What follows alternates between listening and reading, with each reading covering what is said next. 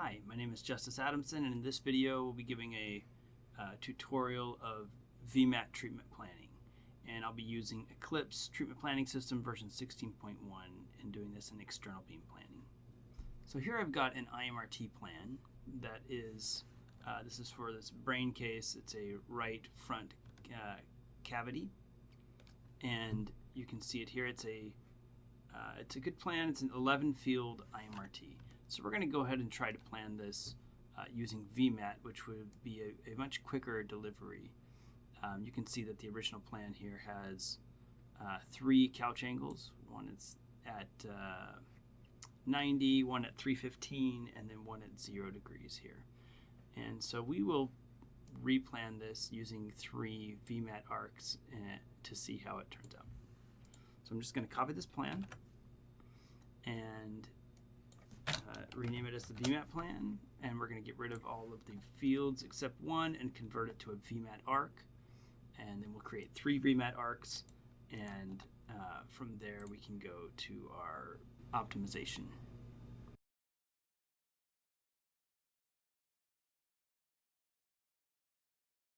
Alright, so now I have a single field, and I'm going to convert this to a VMAT field. Let's see here, 1 VMAT, and you can see here it's currently set to an SRS static technique. We're going to change this to an SRS arc, and now we have to set the starting angle and the stopping angle for the gantry rotation, and we'll start with something like 0 to 230. Just see. Now this is a little bit different than a typical plan because I have couch kicks, right? This is a brain case as opposed to being something in the body where you may not have any couch kicks. So we've got 3 couch kicks on this case, but that's just specific to the type of technique that we're doing. If you're doing a prostate or something, it would probably just have, 2 arcs that were with couch at 0, and you would probably go all the way around. Here we're going to go a little farther for this first arc, and I'm going to set this to, so I'm going to set this, right now it's at 230, we're going to go to like maybe 210. And you can see here what that looks like. With the beam's eye view, there's this play button up here which will allow us to see what that rotation looks like. Typically, I will put a collimator rotation and not leave this at 0. I'm just going to put 45 for this one. And you can see that as it goes around. And then now let's add 2 more.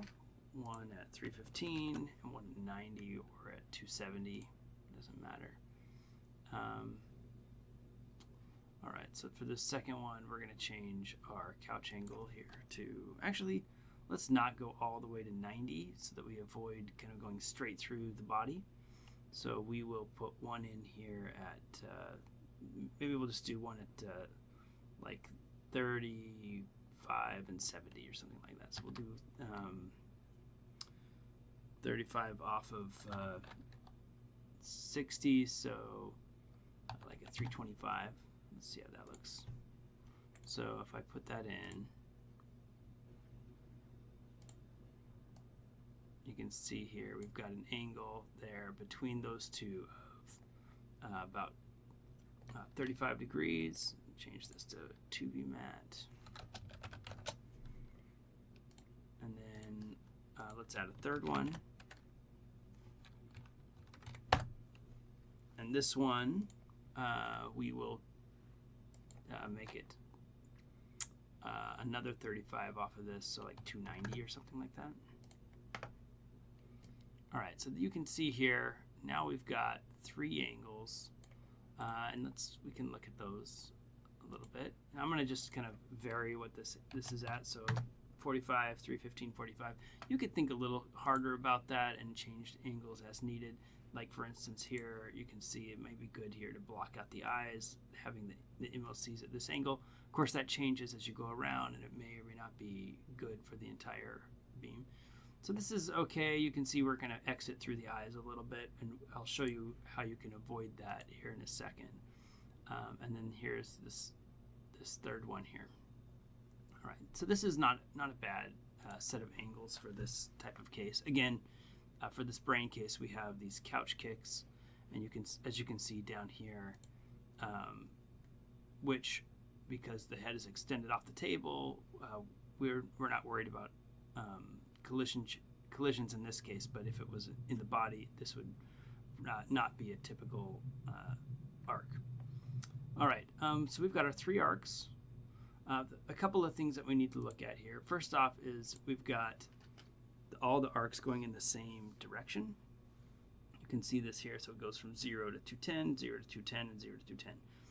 If we just change the direction of the second one, I can just right click on this and change it to reverse arc direction. Now it's going to go 0 to 210, 210 to 0, and then 0 to 210 again. So counterclockwise and then clockwise and then counterclockwise. That makes it nice for the therapist when they're delivering the treatment, so that they can just rotate the gantry one direction, and then when they go to the next arc, it's going to start where they let off, just change the couch angle, and then it's going to go back the way they came, and then again they'll do this again, going back the first direction again. So that just kind of will optimize the workflow a little bit. All right, I'm going to save that. Another thing that is different about, or one thing that's different about VMAT versus IMRT in Eclipse is that the field shape that you set at the beginning is going to be the max field shape that will be used for the arc. So for instance, you can see for these here that I've got a little bit of the PTV that's outside of my field here. For an IMRT plan, it'll just create a fluence, and then it'll create the field to be whatever shape it needs to be, unless I specify that it has fixed jaws. That's not the case for VMAT. In this case, it would actually not treat in this area out here. So the way to fix that is to use this tool. Well, there's a couple of ways, right? You could manually go through, right, and just play this and then adjust your jaws. But there's a slicker way to do that, where you go up here to planning and use this arc geometry tool. So on the arc geometry tool, when you click here, you've got a couple options. So first, there's this arc creation, and then there's the fine tune fields. The arc creation will create a set of arcs that you can use. You can see here there's this 1 isocenter, 2 isocenters, 3 isocenters, and how many arcs, right? Which you can use to set. And I don't ever use this. I kind of manually set up my arcs, but this is an option. But I will use this fine-tune fields here. And so what you see here is, first you have to have your target set. So here I've got the target set to the PTV, so it knows what it's trying to set that to, right? Like what it's supposed to set the jaws to conform to. And you have a target margin here. I'll typically just leave this at 0.5, but you could adjust this. So then you have this option here of whether or not to adjust the isocenter. So if you want, you could have it automatically adjust the isocenter. Typically, it's going to already place the isocenter at kind of the volumetric centroid of the target, and that may be good enough. I've found that if you use this, what it will typically do is choose an isocenter that's going to minimize your entire field size for all of your arcs. It takes a little bit longer to optimize. We can do it both ways, actually. Let's just start with this turned off, and I'm going to hit fit collimator to target. You can see here right now our isocenter is at this coordinate here, -3.5, about -2, and -1. And it's going to stay the same here as I use this tool. And all it's going to do now, since I've turned this off, is it's going to change my collimators so that the PTB is always within the arc. So now if I go back to arc 1 and I rotate, you can see that now the jaws are such that the PTB is always within them. So that'll set that automatically. And just to show you what it's like when we do the other technique, when we actually set the isocenter, it's going to iteratively change the isocenter and the jaws, and I think what it's doing is minimizing the jaw size, or changing the isocenter so that the jaws aren't, or to minimize the jaw size. So let's go ahead and do that, and you'll see that it will probably, very likely, change this isocenter at least slightly. All right, you can see here there was a slight change there, right? So it changed it to 3.7, negative 1.8, and just slightly less than negative 1. And now, I don't know if my jaws are actually smaller than they were, but it did give us a slightly different isocenter, which we can use. That's fine. It's not a big deal. All right, so now we have our arc set. We've got our arc geometry and rotation direction in a way that we like. We've got our jaws the way that we like. So that's good. Now we can go to the optimization. And to do that, we're just going to go up and hit optimize, which is the exact same optimize that we would use for IMRT. Now when we come in here, this may look different than the other tutorial because we're using a different version of Eclipse than we used before. But a couple of things to note here is that this is basically the same. In fact, this is the same optimization criteria that I used for the IMRT plan. So I can just use that same optimization criteria. And I've got a normal tissue constraint in here. I'm using a manual setting, but there's also automatic settings. And if you've got HyperArc, then you can use their automatic SRS. And we can just click here and just turn on automatic optimization mode, automatic intermediate dose, and use GPU, and we can go with it. And before I start, I just want to point out a couple of things here. So first off, the one thing that is different about VMAT versus optimization is versus IMRT optimization is that for IMRT, it basically is going to optimize all of your fluences simultaneously and just knock it all out in one step. For VMAT, it's actually going to do it in a series of steps. What it does is it's basically going to choose different angles to optimize, and then of your arc, it's going to do it at kind of a lower resolution, angular resolution, and then it's going to add in resolution with different stages. And it goes through 4 different stages, and you'll see that as we go along. The other thing that we can do here, because as we notice that the eyes are kind of very close to the target, and some of the arcs are exiting through them, and we have a pretty stringent constraint on our lenses, we can actually come up here for these eyes, and I can tell it to avoid entry and exit, or just to avoid entry through that organ. And so I'm going to do that for the eyes, and basically what that's going to do is it's going to force the MLCs to block the eyes for any part of my arc. And that's going to be useful in cases where I just really want to just minimize it and not think about it too hard. So I'm going to just turn that on for both of the eyes, which is going to work for the lenses too because they're within the eyes. All right, so I'm turning that on, and now I'm going to go ahead and hit optimize here. I guess, is there anything else that I should point out? I don't have any clinical goals turned on, but if you add those in, you can actually view the clinical goals right here, and if you're meeting them, which is super convenient. There's also an MU objective that you can turn on, which can be useful in some scenarios to minimize your modulation and in the monitor units. Base dose plan, I don't use this very often, but if you're working with the boost, primary and boost, maybe that can be useful as well. And then here you've got structure resolution. You can set this to fine or normal. I'm doing a radiosurgery case, so I'm using fine. If you go up to plan information, this is important here. Here is where you can put in your avoidance sectors. So let's say you want the beam to not treat for part of your arc. Let's say you had a full arc and the eyes were in the way. You could just say, I want to avoid between 330 and 30 or something, and you can just put those in directly here. You can also turn jaw tracking on and off here, which is useful as well. And yeah, I think with that, we're going to go ahead and get started. So I'm going to go ahead and hit Start Optimization.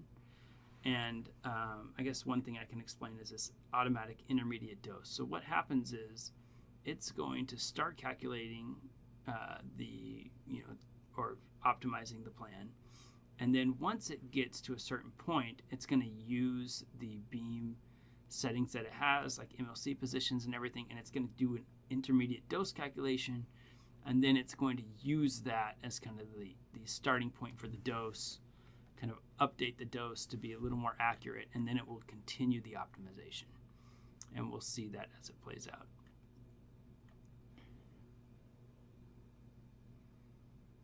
One thing to note here is I'm using Acuros as the model, which will be slightly different than AAA. And for a case like this, a brain case, I'm mainly going to see differences probably in the bone region. And that's going to be about the only place I'm going to see anything significant that's different. So you can see here, this on the bottom, you've got this MR level 1, MR level 2, MR level 3, MR level 4.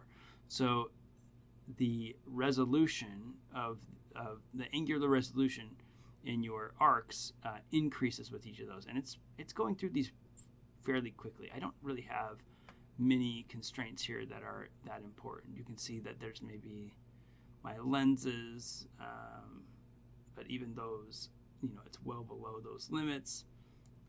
Nothing is really near the limits besides my basically there's two things that are kind of contributing to my optimization. That is the PTV constraint and then the normal tissue constraint.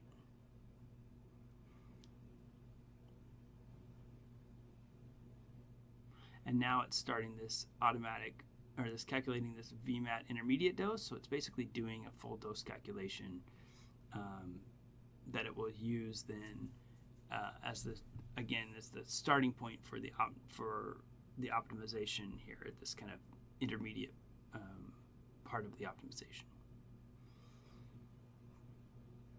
So we'll give that a second.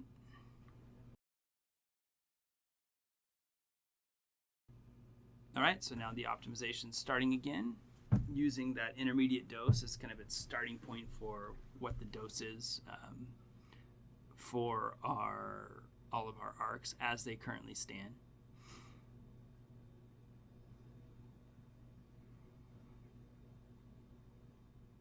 And it's starting here, you can see at MR level 3 after the intermediate dose calculation.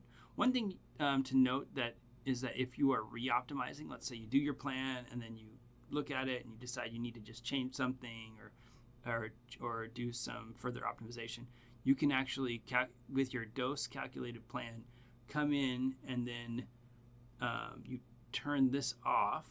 And when you hit start optimization, it will ask you if you want to use your current dose as your intermediate dose. And that can be useful and kind of speed up the optimization process. All right, so now it's done, and now it's calculating our dose for this plan. So this is, we've got our 3 arcs here that are being calculated using GPU.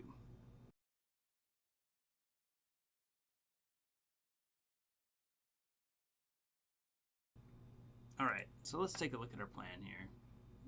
Saving this. So one thing to note, we don't have a fluence. Like normally you can go view the fluence for any IMRT plan. We don't have that. Instead, we've got just an MLC position and which changes as the arc goes around. I'm just going to change this to 99% coverage to match our. Oh, that's a pretty big hotspot. So this did not turn out as well as our IMRT plan. But we'll look at it, it's fine. So here we've got, here's the arc. You can see as it go around, the MLCs are moving and covering different parts of this target. You can also see it's gonna avoid the eyes pretty well. All right, let's look at the next one. So again, it's avoiding the eyes, entry and exit, but then it's also, and it's covering our PTV pretty well.